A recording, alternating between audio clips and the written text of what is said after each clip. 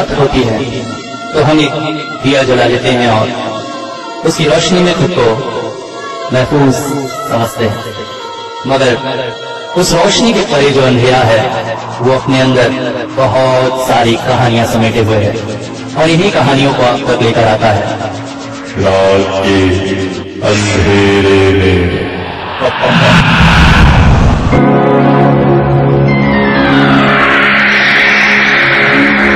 नमस्कार, आदाब, सत श्री अकाल, गुड इवनिंग दोस्तों।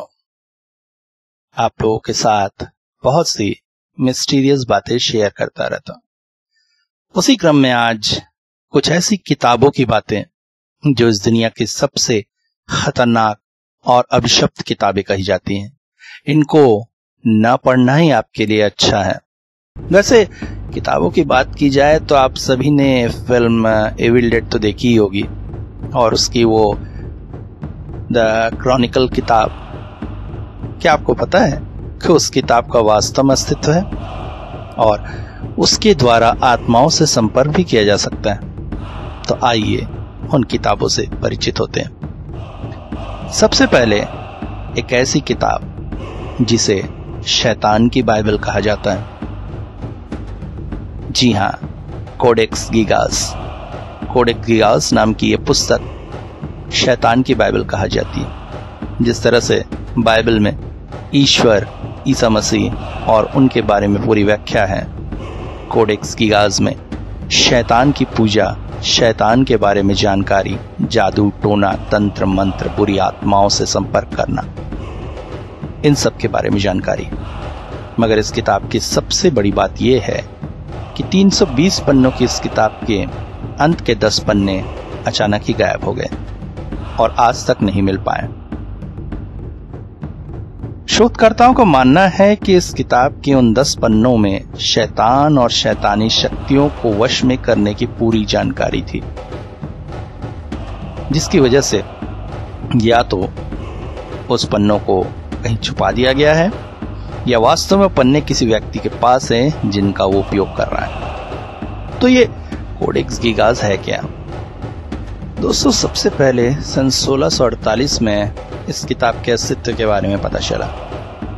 जब स्वीडिश जवानों ने प्रयाग शहर को लूटा तो उन्हें वहां से बहुत सारा धन प्राप्त हुआ, मगर इसके साथ ही मिली एक किताब जो बहुत ही बड़ी और बहुत ही भारी थी। किताब 36 इंच लंबी, 20 इंच चौड़ी और 8.7 इंच मोटी है। किताब की बाहरी बाइंडिंग चमड़े और लकड़ी से की गई है। किताब के अंदर की पूरी रचना जानवर की चमड़ी में लिखी गई है। ऐसा कहा जाता है कि इस किताब की रचना गधे की चमड़ी से की गई है और शोधकर्ताओं को मानना है कि करीब 160 गधे की चमड़ी से इस किताब को बनाया गया है। किताब का वजन करीब 75 किलो है। अब बात यह आती है कि इसे डेविल्स बाइबल क्यों कहा जाता है। तो दोस्तों, इस किताब के एक पन्ने पर 19 इंच लंबी डेविल की तस्वीर मिलती है। ये तस्वीर बहुत ही अजीब है। इसमें डेविल को घुटनों के बल बैठे हुए दिखाया गया है और उसने सिर्फ एक लंगोट पहनी हुई है। इस तरह की ड्रेसिंग उस समय के शाही लोग किया करते थे, अर्थात इसमें डेविल को एक शाही राज्य का उत्तराधिकारी या संपर्क में दिखाया गया है। इस तरह का वस्त्र पहनकर कोई तभी बैठता है जो वो किसी राज्यिक कार्य से संबंधित हो। यहाँ पर डेविल को किंग ऑफ डार्कनेस दिखाया गया है। यही नहीं, इसके सामने एक हेवनली सिटी का भी चित्र बना है जो बाइबल में दर्शाई गई हेवनली जेरूसलम का प्रतिरूप माना जाता है। इस किताब को एक मंक ने लिखा था करीब मध्यकालीन युग में। जी हाँ, एक क्रिश्चियन मंक ने। उसने अपने संस्थान की ली गई कसम को तोड़ा था और अपने जीवन में जो कुछ भी उसने भूत प्रेत, तंत्र मंत्र, काला जादू से संबंधित जानकारी प्राप्त की थी, उसकी एक किताब तैयार की थी। मगर अपनी कसम को तोड़ने के एवज में उस मंक को दीवार में चुनवा देने की सजा मिली। मगर मरने से पहले वो अपनी सारी नॉलेज एक किताब में डाल देना चाहता था। इसलिए उसने राजा से वचन लिया कि एक रात उसे दे दी जाए जिसमें वो एक ऐसी किताब लिखेगा जो अब में अनोखी होगी। राजा ने उसकी बात मान ली और उसे एक कमरे में बंद कर दिया गया और एक रात में उसने ये किताब लिख ली। लोगों का यह भी मानना है कि इस तरह की किताब को एक रात में लिख पाना असंभव है, क्योंकि जिस तरह के अक्षर वहां पर उपयोग किए गए हैं, जिसमें अलग अलग रंगों का उपयोग किया गया है, अगर कोई व्यक्ति इसे लिखता भी है तो उसे कम से कम 5 साल लग जाएंगे। और यही नहीं, किताब में बहुत सुंदर चित्रकारी और कलाकारी भी की गई है। अगर इस किताब की प्रतिलिपि बनाने की कोशिश की जाए और उन चित्रकारियों को फिर से तैयार किए जाए तो एक व्यक्ति को या कई व्यक्तियों को मिलाकर भी कम से कम 30 साल में ऐसी कोई किताब तैयार हो सकेगी। दूसरा यह भी माना जाता है कि हो सकता है उस व्यक्ति ने आराम से किताब लिखी हो और ये एक मिथक ही हो कि उसने एक रात में किताब लिखी है। मगर वैज्ञानिकों का यह भी मानना है कि 30 साल तक अगर कोई व्यक्ति एक किताब लिखेगा तो उसकी हस्तलिपि में काफी सारे परिवर्तन होंगे, क्योंकि जैसे जैसे इंसान की उम्र बढ़ती है उसकी हैंडराइटिंग चेंज होती जाती है। मगर किताब की पूरी हैंडराइटिंग एक जैसी है, चित्रकारी भी बहुत सुंदर है, अलग अलग रंगों के शब्दों का प्रयोग किया गया है। और इन सारी बातों को देखकर एक ही बात सामने आती है जो उस मिथक कथा में कहा गया है कि जब उस मंक ने देखा कि उसकी किताब पूरी नहीं हो पाएगी तो उसने शैतान का आह्वान किया और शैतान से कहा कि वो उसकी आत्मा को ले ले, मगर बदले में ये किताब पूरी कर दे। और शैतान ने एक रात में ही वो किताब पूरी कर दी थी। इस किताब को ले जाकर स्वीडिश लाइब्रेरी में रखा गया। कई सालों तक रखे रहने के बाद एक दिन अचानक उस लाइब्रेरी में आग लग गई और किताब को बचाने के लिए उसे लाइब्रेरी की खिड़की से नीचे फेंक दिया गया। ऐसा माना जाता है कि जब उसे नीचे फेंका गया तो इसकी बाइंडिंग टूट गई और किताब के पन्ने इधर उधर बिखर गए, मगर उसे कलेक्ट करते समय अंत के वो 10 पन्ने नहीं मिले। यह भी कहा जाता है कि यह किताब ऊपर से एक व्यक्ति के ऊपर गिरी थी जिसकी वहीं पर मौत हो गई थी, मगर फिर अचानक ये किताब गायब हो गई और लोग उस किताब को भूल ही गए थे। मगर एक दिन अचानक ये ब्रिटिश लाइब्रेरी में अपने आप ही अवतरित हो गई। ये किताब आज भी ब्रिटिश लाइब्रेरी में रखी हुई है, मगर अलमारी में बंद।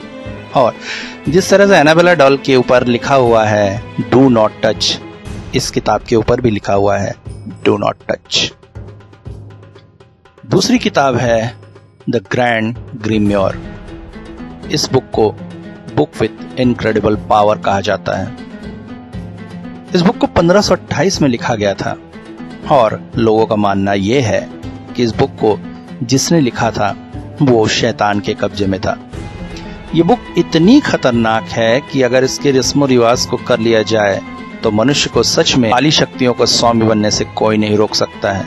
हम अगर इस बुक की खतरनाकपना को देखते हुए बहुत सारी ईसाई रस्मो रिवाज करके इसे वेटिकन सिटी के एक चर्च में बहुत कड़े पहरे में एक अलमारी में बंद रखा गया है और ऐसा माना जाता है कि इस बुक को जो पूरा पढ़ लेगा उसे अपनी आत्मा को शैतान को बेचना पड़ेगा। इसे ही देखकर इसे इतनी सुरक्षा में अलमारी में बंद रखा गया। अगली किताब है द बुक ऑफ एब्रामेलन। इसे सन 1900 में लिखा गया था और इसे एक व्यक्ति अब्राहम ने लिखा था। अब्राहम एक बार इजिप्ट गया था और वहां वो एक जादूगर से मिला था। उस जादूगर ने अब्राहम को बहुत सारी काली शक्तियों और उनके बारे में जानकारी दी जिसे अब्राहम ने एकत्रित किया। इस किताब में बहुत अजीब अजीब चीजें लिखी हैं, जैसे मरे हुए लोगों को कैसे जिंदा करें, इस दुनिया में बड़े बड़े खजाने कहाँ हैं और उन्हें कैसे प्राप्त करना है, आत्माओं से संपर्क करने का तरीका, गायब होने का तरीका और तो और हवा में उड़ने का भी तरीका इसमें दिया हुआ है। इसके राइटर का मानना था कि हर इंसान के अंदर एक शैतान होता है और उससे संपर्क करने और उसे जगाने का तरीका इस किताब में दिया गया है। बुक ऑफ सोएगा, इसे मौत की किताब भी कहा जाता है। इसे सन 1900 में लिखा गया था, मगर लंबे समय तक ये माना जाता था कि ये किताब गायब हो चुकी है। मगर 1990 में अचानक ब्रिटिश लाइब्रेरी के कोने में किताब मिली। इस किताब की लैंग्वेज बहुत ही अजीब है। इस बुक की लिखावट बहुत ही अजीब है। इसमें हर शब्द एक स्क्वायर के अंदर बना हुआ है और इसमें 197 पेज हैं। जॉन डी नाम के एक स्कॉलर ने इसे डिकोड करने की कोशिश की थी और कहानी के अनुसार ये कहा जाता है कि उसने एक देवदूत या एंजल को बुलाया था जिसका नाम यूरियल है और उसने इसे बताया था कि इसे वही डिकोड कर सकता है जो इसके लायक हो। जॉन डी की मौत के साथ ये किताब गायब हो गई थी, मगर 1990 में अचानक ही ब्रिटिश लाइब्रेरी में पेयर हुई और इसके साथ साथ यही किताब की एक और प्रति ऑक्सफोर्ड लाइब्रेरी में भी पाई गई, जबकि दुनिया में यही माना जाता था कि इसकी सिर्फ एक ही प्रति है। नेक्रोनोमिकॉन ये सबसे खतरनाक किताब है। मरे हुए लोगों से कैसे संपर्क करें इसकी पूरी जानकारी इस किताब में है और लगभग इसी किताब से फिल्म इविल डेड भी बनी थी। इसमें अजीब अजीब क्रिएचर्स के चित्र और अजीब अजीब बातें लिखी हुई है जो एक लाइब्रेरी में बुरी तरह से लॉक करके रखा गया है। इसे दुनिया की सबसे खतरनाक किताब कहा जाता है। ग्रिम्योर ये एक ऐसी किताब है जिसमें जादू टोना से रिलेटेड सारी जानकारी दी गई है और किताब की खासियत यह है कि ऐसे लोग जो जादू टोना पर विश्वास नहीं करते हैं वो भी इस किताब को पढ़ने के बाद सिर्फ जादू टोना को ही अपनी जिंदगी का मकसद बना लेते हैं। इस किताब की लैंग्वेज हालांकि अजीब है मगर इसे डिकोड कर लिया गया है। मगर खास बात ये कि जो इस किताब को पढ़ता है उसकी मानसिक स्थिति बहुत ही खराब हो जाती है। अब एक ऐसी किताब जिसे हम टाइम ट्रैवलर बुक कह सकते हैं, जिसकी पब्लिशिंग की तारीख शायद पहले से निर्धारित कर दी गई थी। यह किताब है द ऑर्फनेज स्टोरी। इसे एक साधु ने लिखा था और समय था सन 1600 ईस्वी। इस किताब को श्रापित माना जाता है। इसमें एक 14 साल के लड़के की स्टोरी है जो अपना घर छोड़कर बाहर निकल आता है और उसके बाद उसके जीवन की बहुत सी कहानियां हैं जहां पर वो समुद्री यात्रा में पायरेट से लड़ता है। कई बार उसे प्यार होता है, उसके बाद वो एक शक्तिशाली सैनिक बन जाता है और अंत में एक साधु बनकर अपना जीवन जीता है। मगर इस बुक की सबसे खतरनाक बात यह है कि जो भी इस बुक को ट्रांसलेट या पब्लिश करने की कोशिश करता था वो किसी न किसी कारण से मर जाता था। जैसे इस बुक की पब्लिशिंग की तारीख पहले से निर्धारित की हुई थी। सन 2018 में अंतिम बार इसे पब्लिश करने की कोशिश की गई और आश्चर्यजनक बात इसके पब्लिशर आज तक जिंदा हैं और ये बुक मार्केट में अवेलेबल है। ऐसा लगता है जैसे 2018 ही इस बुक के पब्लिश होने की तारीख निर्धारित कर दी गई थी, क्योंकि इससे पहले जिसने भी इसे पब्लिश करने की कोशिश की गई उसकी मौत हो गई। फ्रांसिस गोमॉर्ड एक बुक बाइंडर थे जिन्होंने इस दुनिया की सबसे श्रापित बुक को बनाया था। ऐसा माना जाता है कि टाइटैनिक जो डूबा वो इसी बुक की वजह से डूबा था, क्योंकि टाइटैनिक में भी इस बुक की ओरिजिनल कॉपी थी और टाइटैनिक के डूबने के साथ ही ये बुक अटलांटिक ओशन में डूब गई और आज भी टाइटैनिक के मलबे के साथ ओशन में कहीं पड़ी हुई है। इसके बाद इसकी दूसरी प्रतिलिपि बनाई गई, मगर फर्स्ट वर्ल्ड वॉर में लंदन में हुए बम वर्षा में इसकी ये कॉपी भी नष्ट हो गई। फिर इसकी तीसरी कॉपी बनाई गई, मगर इसकी कॉपी को बनाने वाला अननोन कारण से मारा गया। ये बुक आज भी ब्रिटिश लाइब्रेरी में लॉक पड़ी हुई है। तो दोस्तों, ये थी दुनिया की कुछ अभिशप्त किताबें जिनको हमारे बीच लाया गया, मगर उनकी अभिशप्तता को देखते हुए आज उन्हें लॉक करके रखा हुआ है।